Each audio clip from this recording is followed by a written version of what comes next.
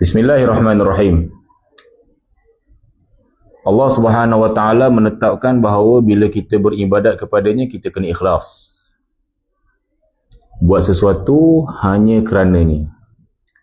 Kemudian ulama pula mengatakan bahawa ikhlas ni ada 4 peringkat. Ataupun ikhlas ni ada 4 jenis. Yang mana apabila seorang itu dia beribadat dengan salah satu daripada peringkat-peringkat ni, mudah-mudahan Allah Subhanahu wa taala menerima amalan tersebut. So, yang pertama, ikhlas para nabi.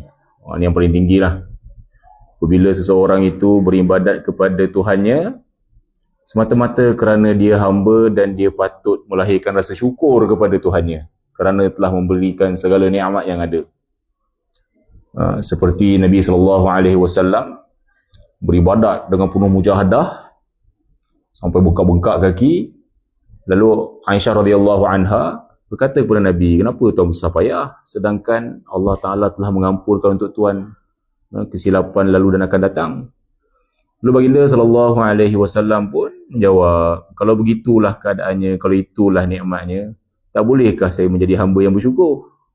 So, ini yang pertama, ikhlas dan ibadat para Nabi. Beribadat kerana dia sedar dia hamba kena menggembirakan Tuan dan Tuhannya. Yang kedua, ibadat para sahabat. Yang mana bila mereka beribadat ni, mereka beribadat kerana Allah Ta'ala suruh. Jadi kita ni hamba Allah, hamba mesti dengar cakap Tuan. Jadi bila Nabi SAW ajar mereka sesuatu, ini daripada Allah Subhanahu wa taala, mereka akan pegang dan mereka tidak akan berpaling. Ini kita kata apa dia? Ibadat para sahabat. Ini jenamanya lah. Pun begitu, siapa yang buat sedemikian, maka kita kategorikannya sebagai seorang yang ikhlas beribadat. Contoh macam Ibnu Umar radhiyallahu anhuma, dia beritahu, kata Nabi SAW bersabda bahawa janganlah halang hamba-hamba Allah yang perempuan ni untuk menunaikan solat di masjid. Lalu salah seorang anak dia pun kata, demi Allah kami akan sekat mereka dari pergi masjid supaya mereka tidak menyebabkan ataupun menyebarkan fitnah. Lalu Ibnu Umar radhiyallahu anhu pun dia punya berang, marah, dia maki anak dia dan dia kata, aku kata Nabi kata jangan sekat dan kamu kata demi Allah kami akan sekat juga. Terus dia pulau anak dia. Itu juga Abdullah bin Mughaffal, dia nampak anak saudara dia duduk melestik. Lepas tu dia kata, jangan melestik, Nabi tak bagi ni. Bukannya boleh mengalahkan musuh, bukan boleh menghancurkan musuh. Kalau kena gigi patah, kan? Kalau kena mata kan tercabut pula.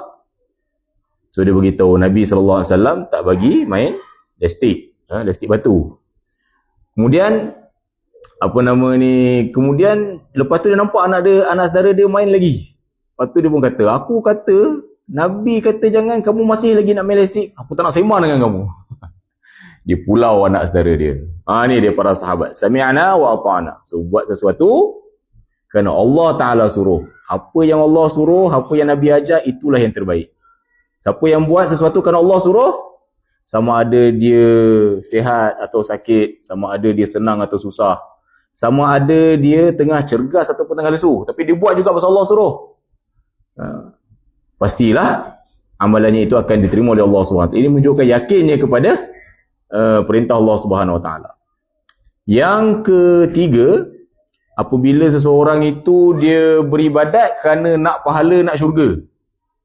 Ini kita kata ibadat para wali, dan ada yang mengatakan ini adalah ibadat para peniaga. Para peniaga kan dia fikir untung kan. Jadi kalau orang tu beribadat, dia dengar ada fadilat, siapa yang buat amalan sekian-sekian ada fadilat sekian-sekian, siapa yang buat amalan sekian-sekian dapat syurga tu, dapat pahala ni. Dia pun beribadat kerana nak pahala tu. Ini pun kita kategorikan sebagai ikhlas. Kenapa? Kerana Allah Subhanahu Wa Taala cerita pasal syurga dalam Al-Quran, dan baginda SAW cerita pelbagai jenis nikmat syurga dalam hadis-hadis. Kerana apa? Nak encourage, nak beri kita motivasi supaya beramal untuk mendapatkan syurga tersebut. Jadi oleh itu, siapa yang beribadat kerana syurga, maknanya dia yakin bahawa Allah Ta'ala telah menciptakan syurga sebagai balasan untuk segala kebaikan yang dilakukan oleh hamba-hambanya. So ini yang ketiga. Dan yang keempat, apabila seseorang itu beramal dan beribadat dan niatnya ialah supaya tak masuk neraka, supaya tidak berdosa. Ini pun adalah ikhlas. Ini ikhlas. Tak ada siapa boleh menafikan keikhlasan orang yang beribadat kerana tak nak dosa. So kadang-kadang kita tengok kan, orang yang bila buka puasa ni, iftar, so dekat buffet ke apa ke, dia kata, jom kita sembahyang luar, lepas tu kita makan. Walaupun sebaik-baiknya makan dulu baru solat, tapi ada setengah orang kita solat luar baru kita makan. Takut nanti kan nak solat susah, tinggal masa dan sebagainya, terlupa. Jadi dia risau pasal kewajipan yang Allah Ta'ala berikan. Maknanya dia yakin Allah Ta'ala telah mencipta neraka untuk nak membalas kejahatan hamba-hambanya yang bersalah. Kan? So ini maknanya dia ikhlas lah. So orang tu dia meninggalkan harta yang haram ataupun pekerjaan yang haram, income yang haram. Kenapa? Kerana takut berdosa.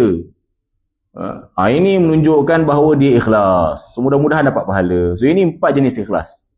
Ini kategori yang kita masuk, kita kata ikhlas. Tak adalah kita nak kata bahawa yang keempat tu kita panggil ibadat orang awam lah.